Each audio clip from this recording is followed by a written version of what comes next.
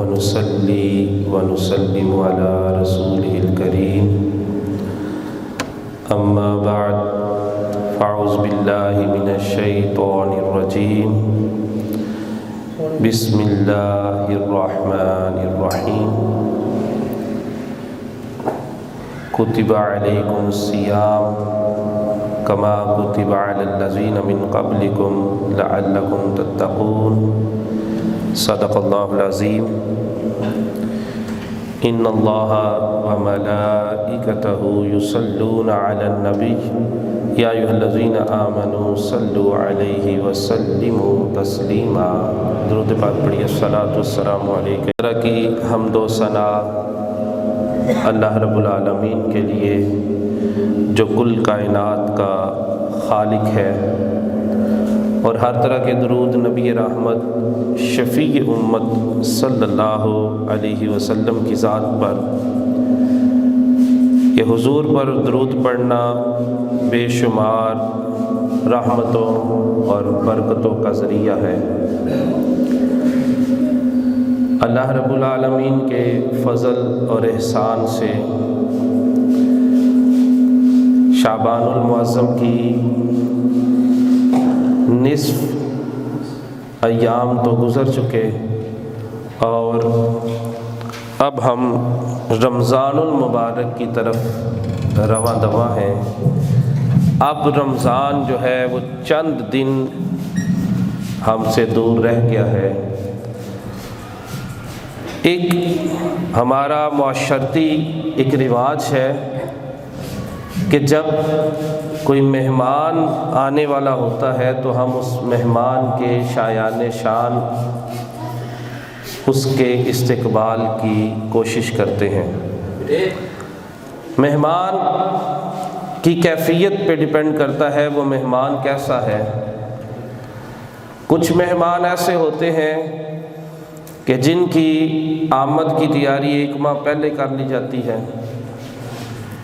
کچھ مہمان ایسے ہوتے ہیں کہ چند دن پہلے ہی ان کے آنے کی تیاری بس کی جاتی ہے۔ تو یہ مہمان کی عظمت اور مہمان کا مقام اور مرتبہ دیکھ کے اس کی آمد اور اس کے استقبال کی تیاریاں کی جاتی ہیں۔ اب جو مہمان اللہ کی طرف سے ہماری طرف تشریف لا رہا ہے، یہ مہمان کوئی عام مہمان نہیں ہے، یہ بڑا ہی عظمتوں والا مہمان ہے۔ یہ مہمان، اس مہمان کے بارے میں اور اس کے ساتھ محبت کا اظہار میرے اور آپ کے آقا نبی رحمت صلی اللہ علیہ وسلم آپ رجب میں ہی، یعنی رمضان المبارک کے ساتھ محبت کا اظہار حضور کا انداز کیا تھا؟ آپ رجب میں ہی دعا مانگا کرتے تھے کہ اللہم بارک لنا فی رجب و شعبان و بلغنا رمضان، یا اللہ ہمیں رجب میں برکت عطا فرما اور شعبان میں بھی برکت عطا فرما اور رمضان کے ساتھ ملا دے۔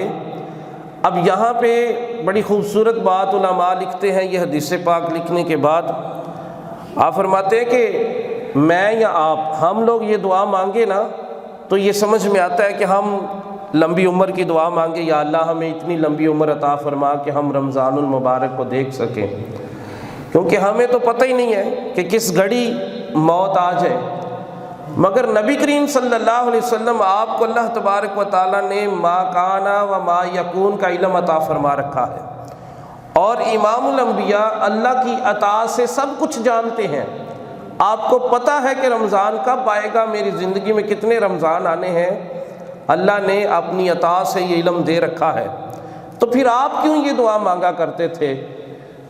تو پھر جواب یہ ملتا ہے کہ صحابہ کو سکھانا مقصود تھا، امت کو بتانا مقصود تھا کہ آنے والا مہمان کوئی عام مہمان نہیں، میں نبی ہو کے اس کا انتظار کر رہا ہوں، کتنی بے چینی سے انتظار کر رہا ہوں، لہذا تمہیں چاہیے کہ تم بھی انتظار کیا کرو۔ اپنی امت کو سکھانا تھا۔ اور پھر یہ مہمان کیا ہی اس کے کہنے ہیں کہ حدیث پاک میں نبی کریم صلی اللہ علیہ وسلم نے ارشاد فرمایا ہے کہ اذا سالم رمضان سالمت السنۃ، جس کا رمضان سلامتی سے گزر گیا اس کا سارا سال ہی سلامتی سے گزرے گا، اس کا سارا سال سلامتی سے گزرے گا۔ ہم رمضان المبارک کے معاملے میں بڑی عجیب سی کیفیت کا شکار ہو چکے ہیں۔ اگر فضائل سنائے جائیں تو یہ یوں محسوس ہوتا ہے جیسے ہم فضائل سنا سنا کے اور سننے والے سن سن کے جو ہے وہ بس جیسے انسان اکتاہٹ کا شکار ہو جاتا ہے، شاید وہ کیفیت آ چکی ہے کہ بھئی مولانا حضرات کا تو کام ہی ہے بس فضائل ہی سناتے رہتے ہیں۔ ایسا نہیں ہے، یہ رمضان المبارک یہ حقیقت بات ہے، یہ ہمارے لیے بخشش کا سامان لے کے آیا ہے۔ یہ اللہ تبارک و تعالیٰ کا خاص تحفہ اس امت کے لیے کہ میرا رب چاہتا ہے کہ میں ان کو بخش دوں، وہ تو بخشش کے بہانے بنا رہے ہمارے لیے۔ حضرت علی کرم اللہ تعالی وجہہ الکریم، مولا مشکل کشا شیر خدا، آپ فرماتے ہیں کہ اگر اللہ تبارک و تعالیٰ نے اس امت کو بخشنا نہ ہوتا تو ان کو کبھی بھی رمضان نہ عطا فرماتا۔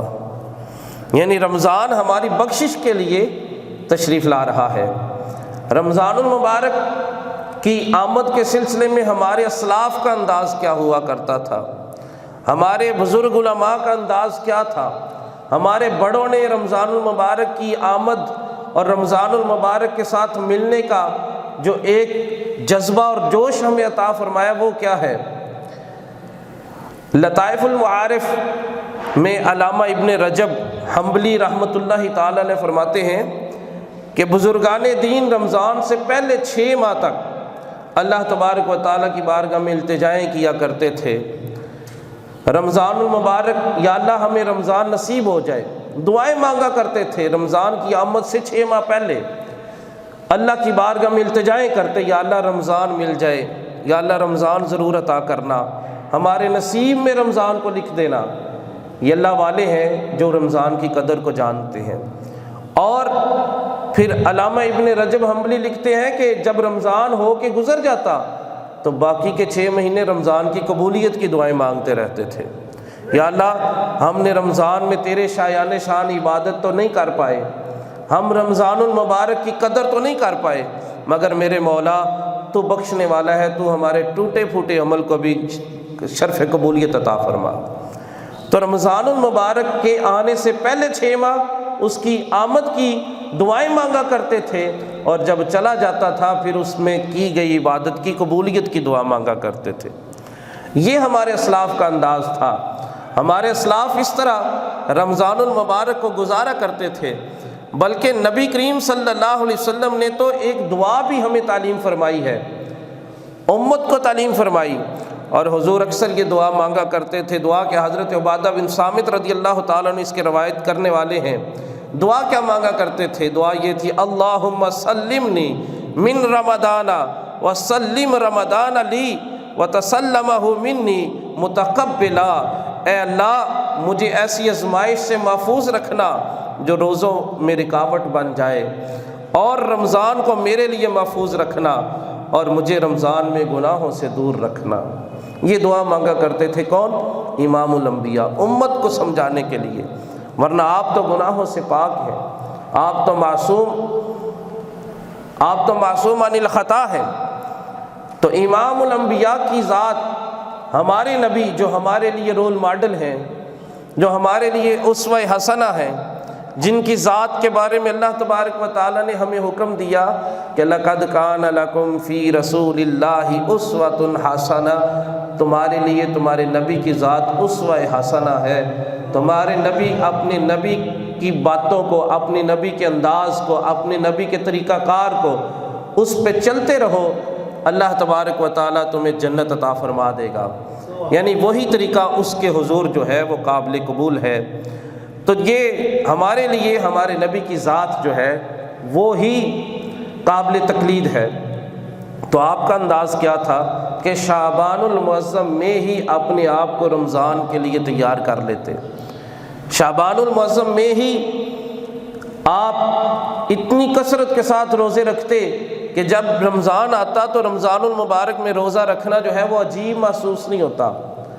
اب انسان کی عادت جو چیز بن چکی ہوتی ہے وہ انسان کو جو ہے وہ معیوب نہیں لگتی۔ ہم شعبان المعظم میں اگر روزے رکھیں گے تو جب رمضان تشریف لائے گا تو رمضان کے روزے رکھنا ہمارے لیے مشکل نہیں ہوگا۔ بڑے سارے لوگ یہ شکایت کرتے نظر آتے ہیں کہ جی رمضان المبارک آ گیا ہے اور روزہ رکھا ہے تو روزہ جو ہے اس کے دوران کمزوری محسوس ہو رہی ہے، ہم روزہ نبھا نہیں پا رہے، روزہ جو ہے وہ مکمل نہیں کر پا رہے، تکمیل صوم نہیں ہو رہی ہم سے۔ تو وہ لوگ جو اس طرح کی شکایات رکھتے ہیں، جن کا معدہ جو ہے وہ درست نہیں رہتا، ان کے لیے یہ ہے کہ وہ شعبان المعظم میں کچھ نفلی روزے رکھیں تاکہ ان کو اپنی طبیعت کا اندازہ ہو جائے، تاکہ ان کو پتہ چل جائے کہ اگر میں روزہ رکھتا ہوں تو میری طبیعت کیا اجازت دیتی ہے، کیا میں اس روزے کی تکمیل کر پاؤں گا، تو وہ شعبان المعظم میں کچھ روزے رکھ لیں۔ آج کا جمعۃ المبارک جو ہے یہ اسی حوالے سے چند ایک معروضات عرض کروں گا۔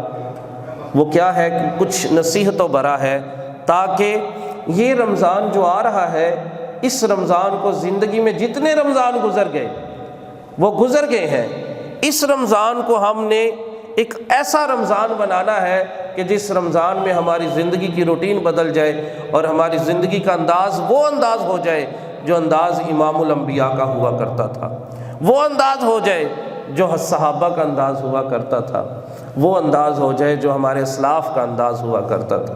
سنیں صحابہ کا انداز کیا تھا؟ صحابہ شعبان المعظم کے اندر ہی اپنے تمام دنیاوی امور کو جو ہے وہ مکمل کر لیتے تھے، تمام دنیاوی امور مکمل کر لیتے تھے، حتیٰ کہ بعض صحابہ کے بارے میں یہ بھی ملتا ہے کہ زکوٰۃ کا حساب لگا کے وہ بھی شعبان میں ادا کر دیتے، اور رمضان المبارک جب تشریف لے آتا تو عبادت کے لیے کمر بستہ ہو جایا کرتے تھے۔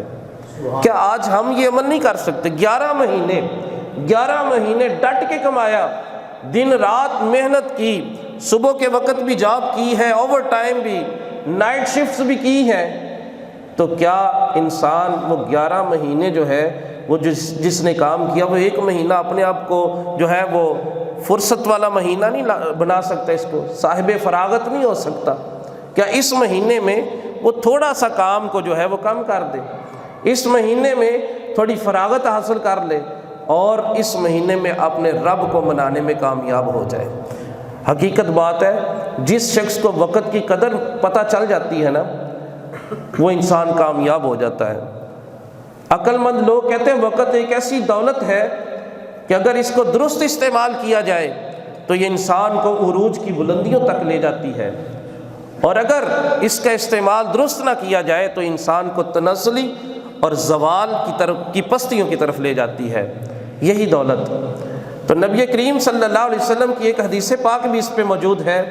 نبی پاک صلی اللہ علیہ وسلم نے ارشاد فرمایا ہے کہ یہ جو وقت کی قدر ہے، اس سلسلے میں نبی پاک صلی اللہ علیہ وسلم کے بے شمار فرامین بھی ملتے ہیں، بلکہ قرآن مجید میں تو اللہ تبارک و تعالیٰ نے اس وقت کی قسم بھی کھائی ہے، والعصر، زمانے کی قسم، ان الانسان لفی خسر، انسان خسارے میں ہے، الا الذین آمنوا وعملوا الصالحات وتواصوا بالحق وتواصوا بالصبر۔ سن لیں، یہ سورہ والعصر جو ہے اس کی تفسیر اگر آپ سمجھنا چاہتے ہیں تو رمضان المبارک ویسے مکمل کریں، رمضان المبارک کے اندر ایسا عبادت کا نظام بنائیں کہ جیسا ہمارا دین بتاتا ہے۔ آپ کو سورہ والعصر کی تفسیر بھی سمجھ میں آ جائے گی کہ زمانے کی قسم، وقت کی قسم، انسان خسارے میں ہے۔ اس مہینے کے اندر آپ کو خسارے والے بھی نظر آ جائیں گے، اس مہینے میں بازار گلی محلوں میں پھرتے ہوئے لوگ بھی نظر آئیں گے،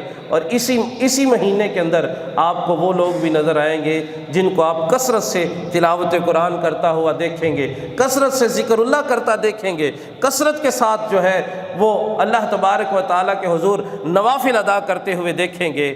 تو یہ مہینہ ہمیں سورہ والعصر کی تفسیر سمجھانے آیا ہے کہ سنو، اگر تم ایمان والے ہو تو پھر سورہ والعصر کہتی ہے کہ اگر تم خسارے سے بچنا چاہتے ہو تو ایمان کے بعد اعمال صالحہ شروع کر دو، اعمال صالحہ کرو۔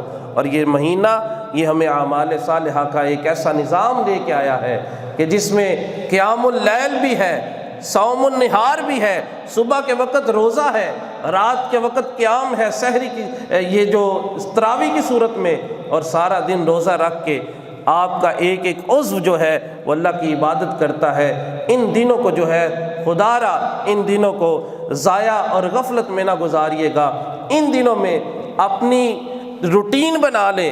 یہ رمضان المبارک ہمیں یہ سمجھانے آیا ہے کہ ہماری زندگی کا انداز کیا ہونا چاہیے۔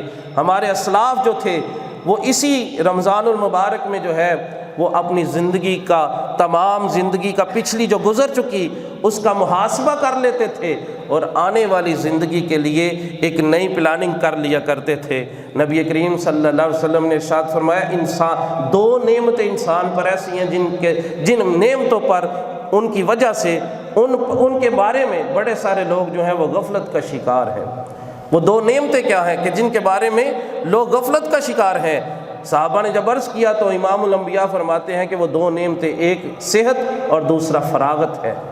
انسان کے بارے میں یہ پتہ نہیں ہے انسان کو کہ کس وقت اس کو بیماری لاحق ہو جائے، کب اس کو جو ہے وہ بیماری کا پتہ چل جائے کہ فلاں بیماری لاحق ہو گئی، اور وہ انسان لاغر ہو جائے، مفلوج ہو جائے۔ اور دوسری بات یہ ہے کہ فراغت، اس کی مصروفیت کب ہو جائے انسان کو نہیں پتہ۔ حضور فرماتے ہیں دو نعمتیں ایسی ہیں کہ جن کے بارے میں لوگ جو ہیں وہ غفلت کا شکار ہیں۔ وہ دو نعمتیں کیا ہیں؟ ایک فراغت ہے اور دوسرا صحت ہے۔ یہ فراغت اور صحت رمضان المبارک میں ہمیں ضرور میسر آتی ہے کہ رمضان المبارک میں جو دیگر اوقات ہوتے ہیں، جو کام کاج کے اوقات ہیں، ان میں بھی کمی آ جاتی ہے، ان میں بھی جو ہے وہ کام کاج کے اوقات کم ہو جاتے ہیں، ہمارے پاس قصیر وقت ہوتا ہے۔ کیونکہ سحری میں اٹھتے ہیں، اور ایک اتنا وقت یہ بھی مل جاتا ہے۔ اب رمضان میں جب وقت زیادہ ہوتا ہے تو وقت کو ضائع نہیں کرنا بلکہ وقت کو یوٹیلائز کرنا ہے، اس وقت کو اپنی مغفرت کے لیے استعمال کرنا ہے۔ وہ وقت مغفرت کے لیے استعمال وہی کر پائے گا جو اپنے اندر فکر آخرت رکھتا ہے، جس کو رمضان المبارک کی گھڑیوں کی اہمیت کا پتہ ہے، جس کو یہ پتہ ہے کہ یہ جو آنے والے ایام ہیں یہ کتنے برکتوں والے ایام ہیں، جس کو یہ پتہ ہے کہ ان ایام میں جو شخص اپنی بخشش نہیں کروا پائے گا تو امام الانبیاء آپ ایک مرتبہ تشریف لائے تو یہ حدیث پاک آپ جب بھی رمضان تشریف لاتے ہیں ضرور سنتے ہیں، مگر اس دفعہ جو سن رہے ہیں اب دل کے کانوں سے سننا ہے اور اس پر عمل بھی کرنا ہے۔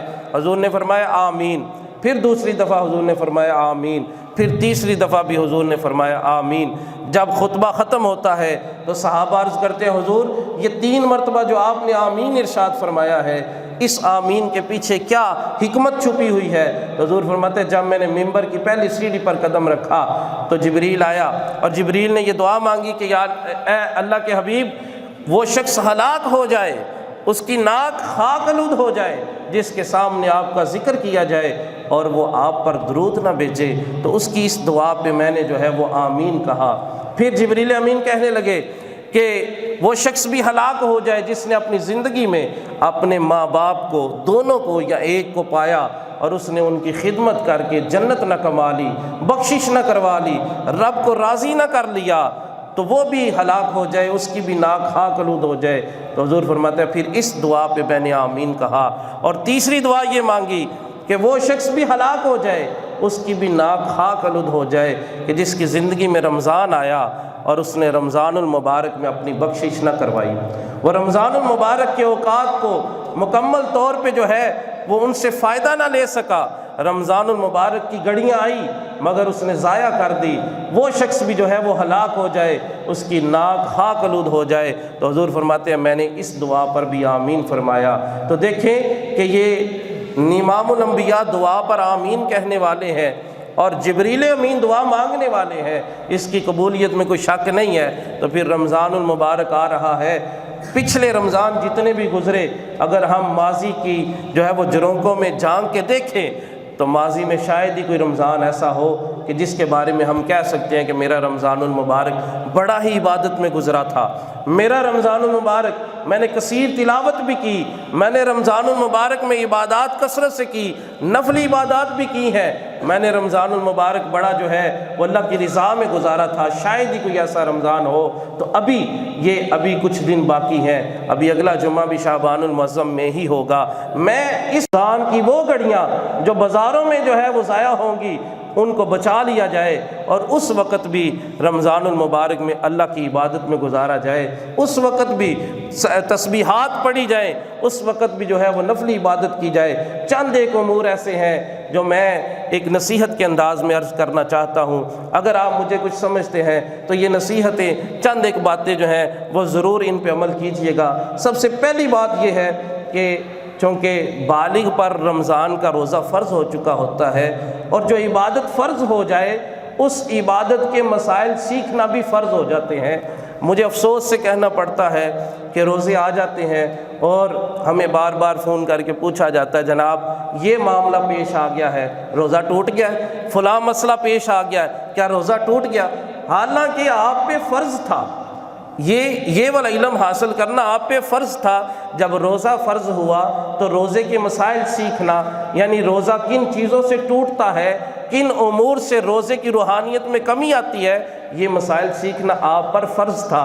تو ابھی بڑا وقت پڑا ہے، آپ رمضان المبارک کے آنے سے پہلے روزے کے مسائل سیکھ لیجئے، اور انسان اپنی طلب سے سیکھتا ہے۔ یوں نہیں ہوگا کہ ایک شخص مسائل لے کے آپ کے پیچھے جائے اور آپ کو سکھائے، نہیں، آپ جب طلب اپنی دکھائیں گے نا تو طالب علم جب بنیں گے تو پھر طالب اپنی طلب سے سیکھتا ہے۔ جب آپ کے اندر طلب اور جستجو ہوگی پھر آپ کہیں بھی بیٹھ کے کسی بھی عالم سے رمضان المبارک کے مسائل جو ہیں وہ سیکھ لیں گے۔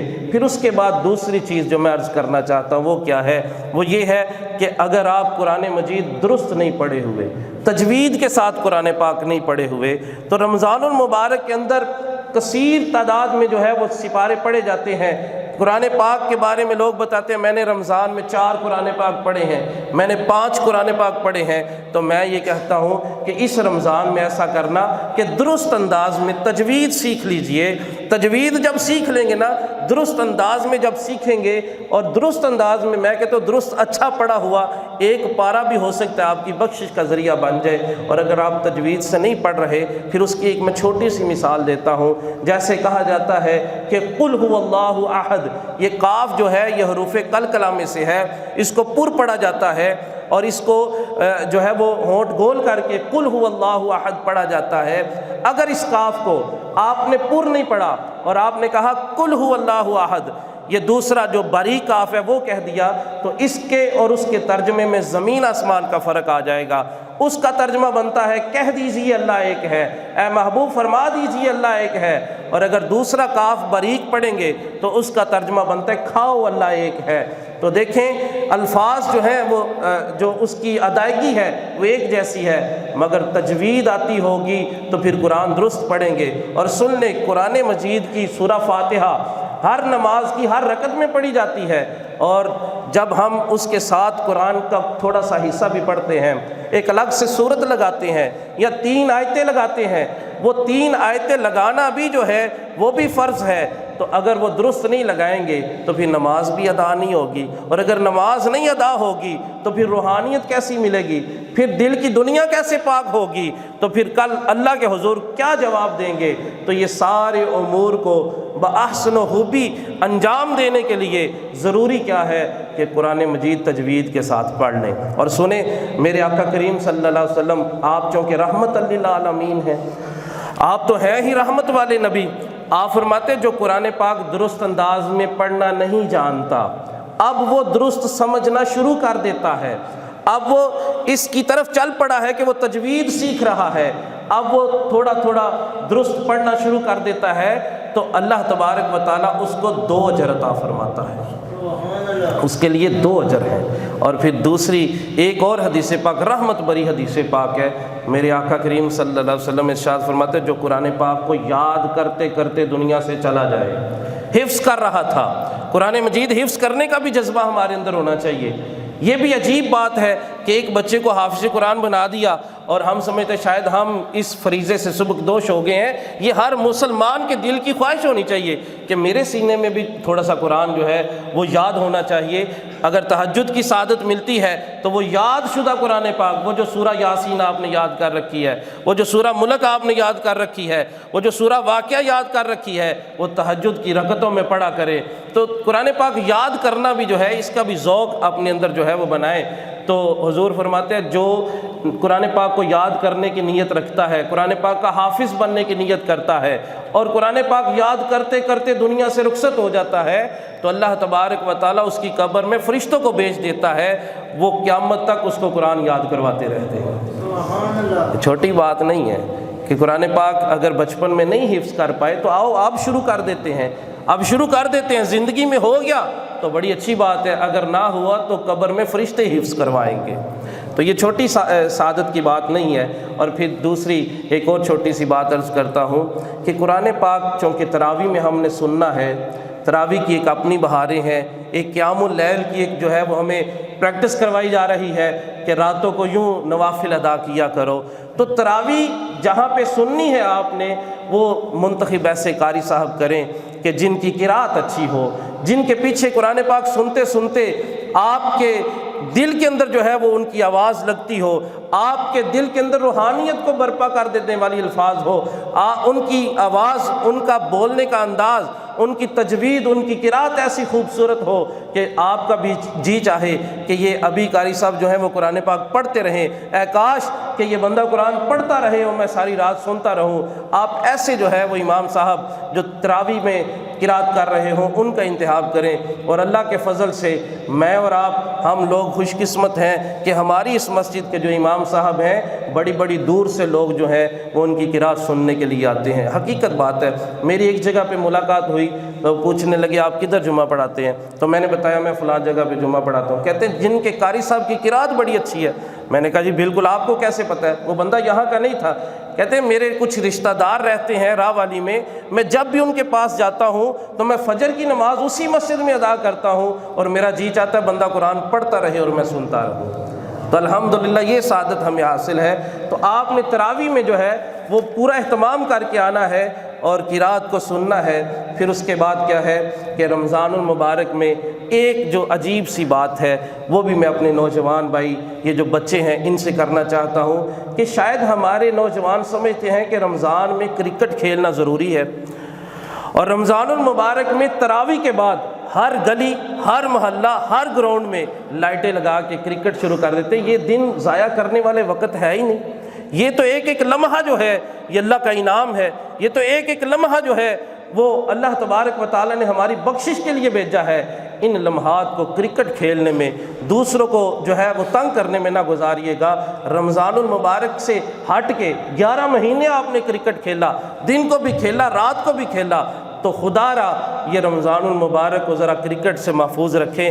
جو وقت آپ نے ادھر لگانا ہے وہ مسجد میں بیٹھے تلاوت کریں، ذکر اذکار کریں، نوافل ادا کریں، اللہ تبارک و تعالیٰ کے حضور آنسو بہائیں، اپنی سابقہ زندگی کے گناہوں سے توبہ کریں اور آئندہ گناہوں سے بچنے کی جو ہے وہ کوئی سبیل کریں۔ یہ کرکٹ سے آپ نے جو ہے وہ کوشش کرنی ہے کہ اس سے بچنا ہے۔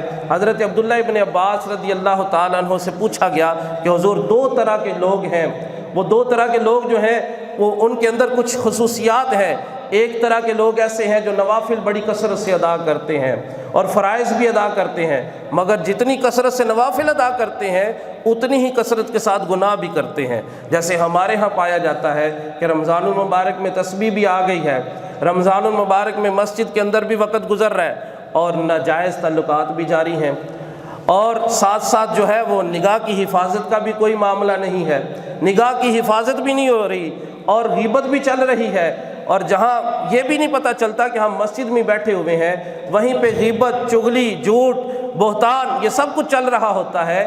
تو حضرت عبداللہ ابن عباس سے پوچھا گیا کہ کیا کثرت سے نوافل ادا کرنے والا اور کثرت سے گناہ کرنے والا بندہ ٹھیک ہے، یا وہ شخص جو نوافل تو ادا نہیں کرتا مگر گناہوں کو چھوڑ کے بیٹھ گیا ہے، گناہ چھوڑتا ہے اپنی زندگی سے؟ تو حضرت عبداللہ ابن عباس رضی اللہ تعالیٰ عنہ فرماتے ہیں سن لو، نوافل جو ہیں وہ ادا کرنا اپنا جو ہے وہ مقام رکھتے ہیں، مگر جو شخص گناہوں کو چھوڑ دیتا ہے میں نوافل ادا کرنے والے سے بھی اعلیٰ اور افضل اس کو سمجھتا ہوں۔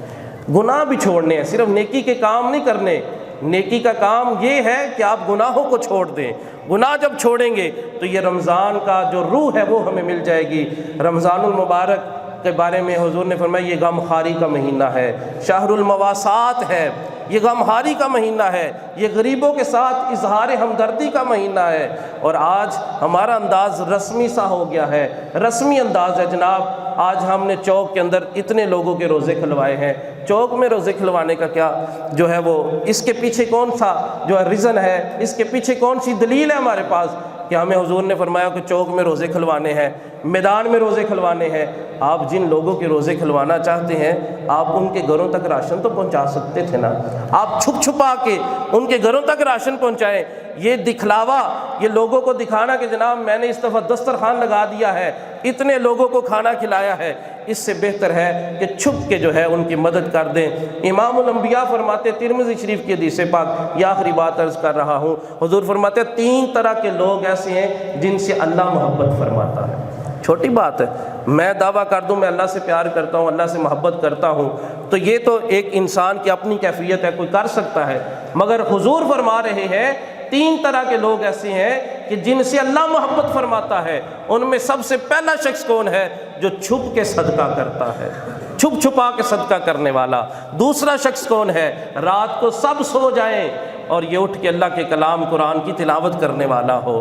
اور تیسرا شخص کون ہے؟ تیسرا شخص وہ ہے کہ جب جنگ ہو رہی ہو مسلمانوں کی اور مسلمانوں کو شکست ہو رہی ہو اور یہ شکست کے ڈر سے، خوف سے بھاگے نہ، بلکہ سینہ سپر ہو کے دشمن کے ساتھ مقابلہ کرتا رہے، حتیٰ کہ شہید کر دیا جائے یا کامیابی اس کے قدموں کو چوم لے۔ اللہ تبارک و تعالیٰ اس شخص سے بھی محبت فرماتا ہے۔ تو کیا یہ چھپ کے صدقہ کرنے والی حدیث پاک ہم نے نہیں سنی؟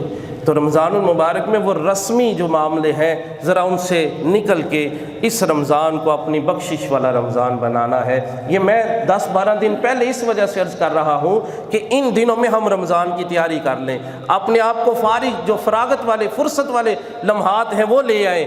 اور اگلے جمعۃ المبارک کو انشاءاللہ میں یہ عرض کروں گا کہ رمضان کا بنیادی مقصد جو ہے وہ تقوی کا حصول ہے، اور تقوی کن اعمال کے ذریعے ملتا ہے، وہ کون سی عبادات ہیں جو ہمارے دل کو تقوی کی دولت سے مالا مال کر دیں گی۔ اللہ تبارک و تعالی ہمیں عمل کی توفیق عطا فرمائے۔ وما علینا